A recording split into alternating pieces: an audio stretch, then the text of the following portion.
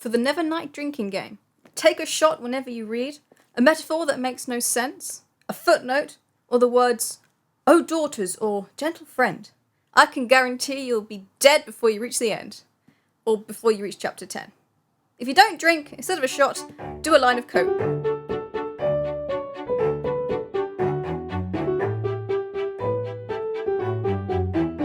Nevernight by J. Kristoff is an adult fantasy book that reads as a YA fantasy book about assassins. It follows 16-year-old orphan Mia Corvair, who goes to the Red Church School of Deathcraft and Murdering to learn the skills required to take revenge on the 3 men responsible for executing her father and imprisoning her mother in Azkaban. The Philosopher's Stone. The Philosopher's Stone. At the school she learns under 4 tutors, or shaheeds, about the pillars of assassination. Song, truth, pockets, and masks, which are code words for weaponry, poison, theft, and sexy times. But Mia is no ordinary bloodthirsty teenager.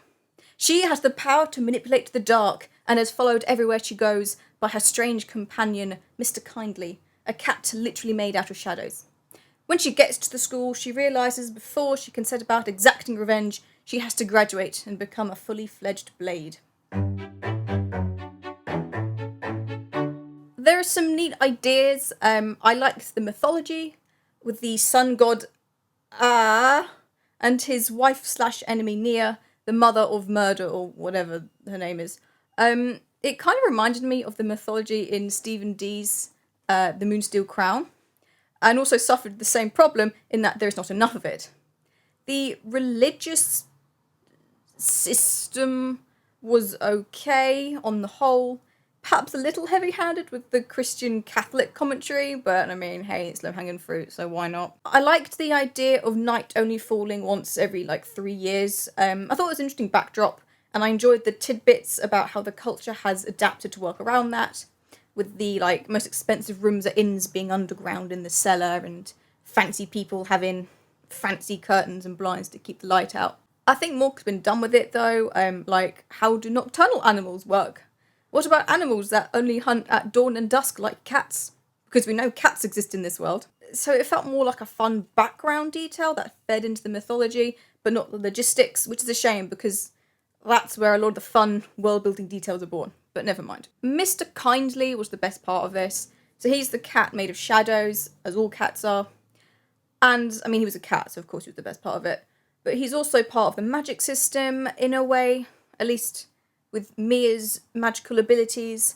So she's a Darkin and has shadow powers. Mr. Kindly is a sort of extension of those powers. He is her loyal companion and eats her fears. This is, and you'll be noticing this a lot, a really fun idea, but not enough is done with it. But I'll get more into that later. The other magic mentioned was pretty cool. There were a pair of sorceresses, or sorcerai siblings called Adonai and Marielle, who use ancient magic to, bloodbend, I guess. And each of their abilities comes with a horrifying consequence, so I enjoyed that. The plot was alright once it got going. It just took a long time for it to actually start. The twists were mostly pretty good. They didn't come completely out of nowhere, but I don't think many people could have guessed them from what was presented in the book. But they weren't completely out of nowhere, so they just needed to be breadcrumbed better, I think. The ending did actually nearly make me want to read the next book. I won't, because the writing style is painful, and after how well this one did, that'll only have amped up Kristoff's lust for his own prose. But it earned a Google. An unsatisfying Google, but a Google nonetheless. See, the prose and style are awful for several reasons. Firstly, as everyone under the sun has already realised, it's too flowery. The prose, especially in the first third, is so laden with metaphor and simile that it clogs the action and slows the pace to that of a man ambling through the whisper waste after having his feet chewed off by a scab dog and surviving by eating his boots and drinking his own sweat and urine. I wouldn't mind if the metaphors were good, but they're not. They're either trying too hard to be different and funny, Kind of like Douglas Adams, with the key difference here being that Douglas Adams' descriptions are actually funny, and yet still evoke a certain image or feeling, whereas Kristoff's descriptions are not funny, and only aid to confuse the reader. The most famous example is this gem on page 32. It was a buck-toothed little hole, and no mistake. Not the most miserable building in all creation, but if the inn were a man and you stumbled on him in a bar, you'd be forgiven for assuming he had, after agreeing enthusiastically to his wife's request to bring another woman into their marriage bed, discovered his bride making up a pallet for him in the guest room. Does that evoke an image of the inn? I don't know if I should be understanding the inn as run down or as bitterly downing a pint whilst wearing a new Mugtail t-shirt. And it's so long that it stops the action for what is an unimportant piece of information. Other metaphors and descriptions are just a bit weird. Like, they sound like they should make sense, but they don't. For example, the Shaheed of Pockets has a smile that looked like it would steal the silverware, or something, and later shortened to just silverware smile. Do his teeth have little hands? Are they rubbing them together whilst cackling? Do they clink suspiciously when he talks? Do they have to them the classless air of a Sackville Baggins? Fast as a maggot on a corpse was another. I'm sorry, in what universe are maggots considered fast? They don't move much, they just sort of sit there and wriggle. Is that what the character was doing? I don't think so. That doesn't sound like a particularly good thing to do at murder school.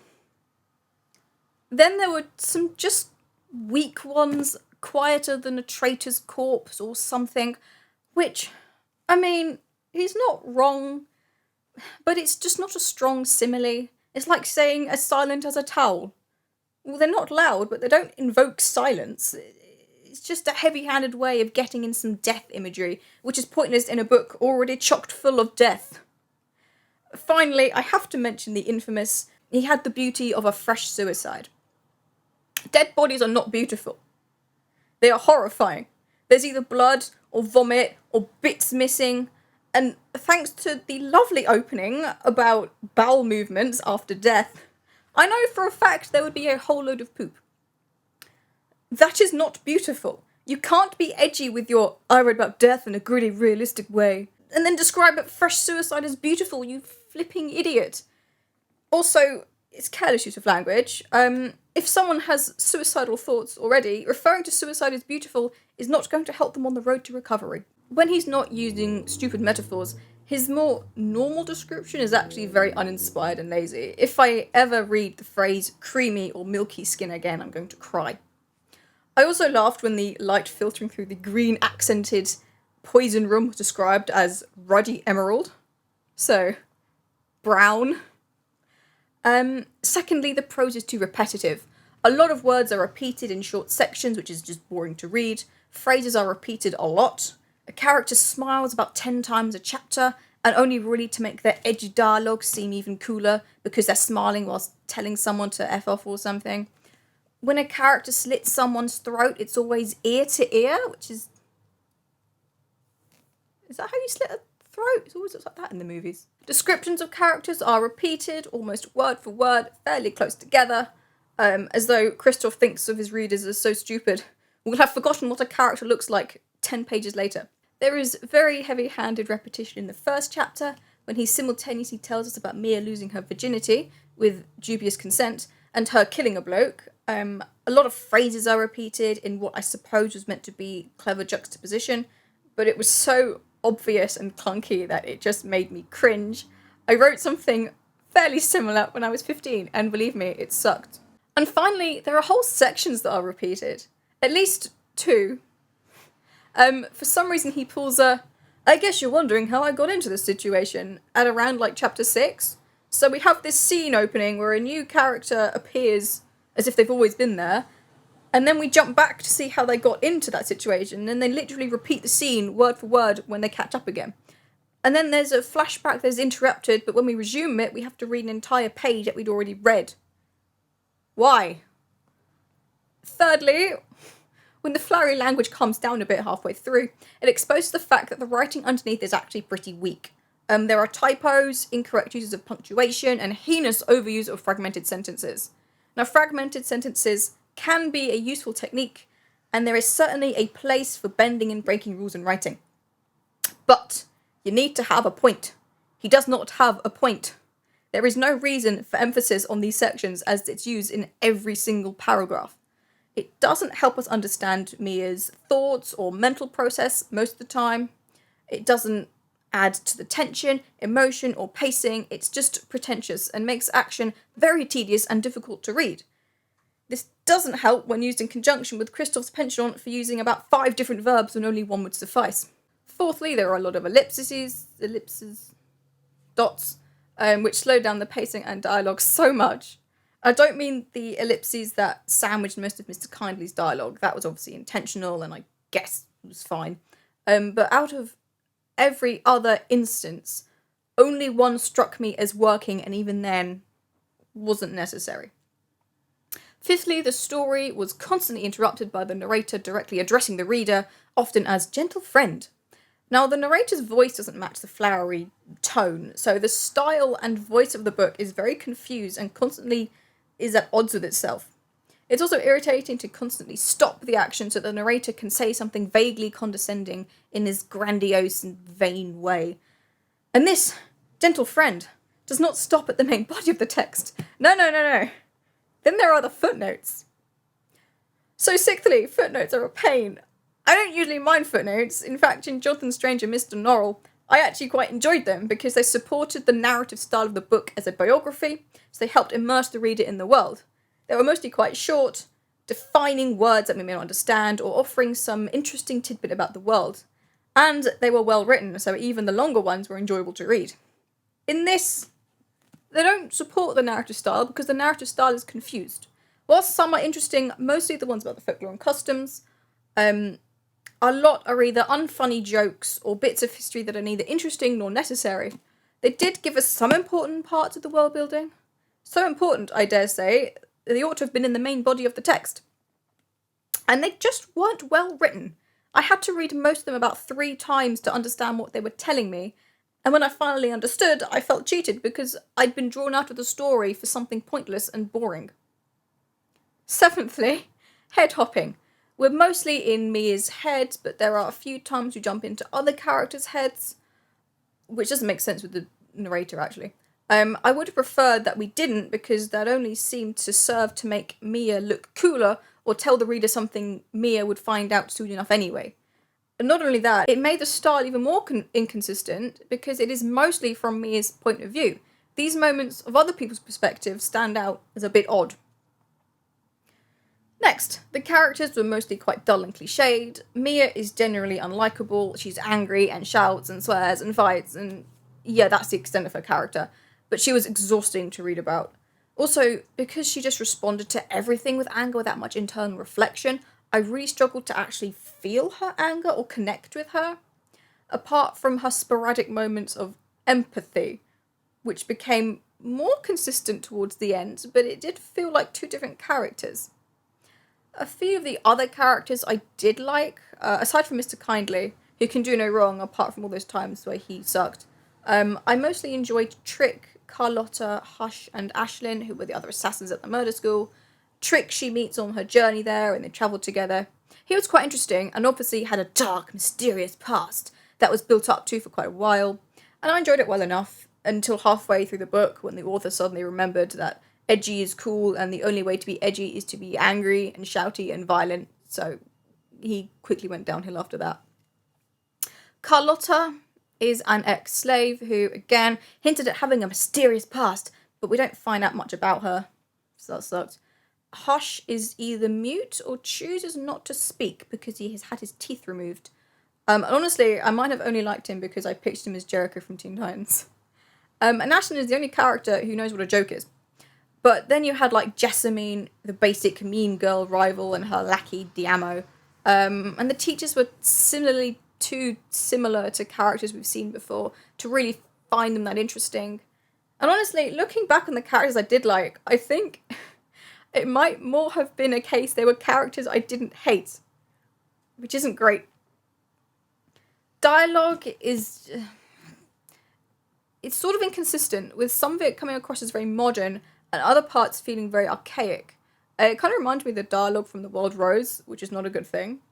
And I'm not talking about Adonai's archaic language, because he's clearly a centuries-old vampire who, for some reason, talks like Voldemort from My Immortal. Just the main characters, and it's weird. There's also random uses of Scottish slang, or terms, like ken and nonce, but I don't think the author knows what a nonce actually means. And a lot of the dialogue was attempting to be funny, but in like this weird Tumblr 2010s way, which was just cringy and didn't fit the book. The characters, who should be crazy grown up and stoic for the age, considering they're assassins who have already killed to get into the school, have such juvenile exchanges. They didn't make me laugh, they made me cringe in secondhand embarrassment. There's far too much swearing. I'm not saying that just because I'm a prude. It's too much of it, to the point where lines of dialogue which would have sounded quite cool and badass were ruined by a bunch of F-bombs, which demoted them from rad movie trailer lines to the sort of thing drunk idiots spilling out the pub shout outside my window at 2 a.m. It makes it less cool. Swearing in itself isn't dramatic or cool, but it's knowing when to do it that makes it effective, and this book failed. This book also had issues with beauty. So first of all, Mia is described as not being attractive. She wasn't a pretty thing, is a direct quote. One page later, we get a character telling her, "You're a pretty thing." And honestly, her unattractive qualities are stupid. She's too pale and too skinny, and her fringe is wonky, and she has shadows under her eyes, and her nose got broken once. Really? These are not unattractive qualities. These would be easily fixed by a few extra hours sleep, few more potatoes at dinner, and someone who can use a pair of scissors. The nose thing is literally the only thing you can't do much about, and honestly, a slightly crooked nose is not unattractive. But fine, okay. Kristoff wants to pat himself in the back for having a plain female protagonist in his YA fantasy. This doesn't impact her at all, and people still find her attractive. And she has nice cheekbones and cupid bow lips, so great. She's still got these typically beautiful features that most people would kill for. But now that he's had his moment of female empowerment or whatever, he can't actually have an unattractive main female protagonist, so she gets a makeover. Literally, she goes under the magical knife and is made beautiful. She even gets a boob job because, sex appeal is the most important thing when assassinating people. Do you not remember that skimpy red thing Lee Harvey Oswald wore when he assassinated Kennedy?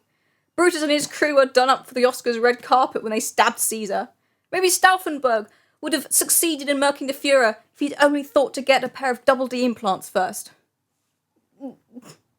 And let's not think about how having bigger boobs can make sneaking and physical activity harder, because they be bouncing and bras haven't been invented yet. Also, way to imply that small-chested girls are inherently ugly unless they get a boob job. If tiny breasts were a puzzle, he'd put them back in the box, unfinished. Whatever that means. There are sex scenes in this. Firstly, got to admit, I hate sex scenes in literature because they always appear to be lacking in purpose. Then again, I don't tend to read books for titillating purposes, so they're probably just lost on me. But the sex scenes are awkward because I don't want to read about 16-year-olds getting it on. The sex scenes are awkward because the bloke got pointers from one of his teachers. Was it a practical lesson? Why are we ignoring this? The sex scenes are awkward because they're badly written. Why is there a class on sexy times? Surely that class should be about manipulation and charm, how to get information out of people without having to sleep with them. Sleeping with people can put you in a very vulnerable situation, or position, less mentally able to defend yourself and less physically able. There's a reason boxers aren't meant to have the sexy times before a match, because it puts them at a disadvantage. Manipulation would make so much more sense and be more interesting to learn about. Like, the magicians who read minds and can manipulate people's thoughts and stuff. Why is it not on that? That sounds far more useful to assassins.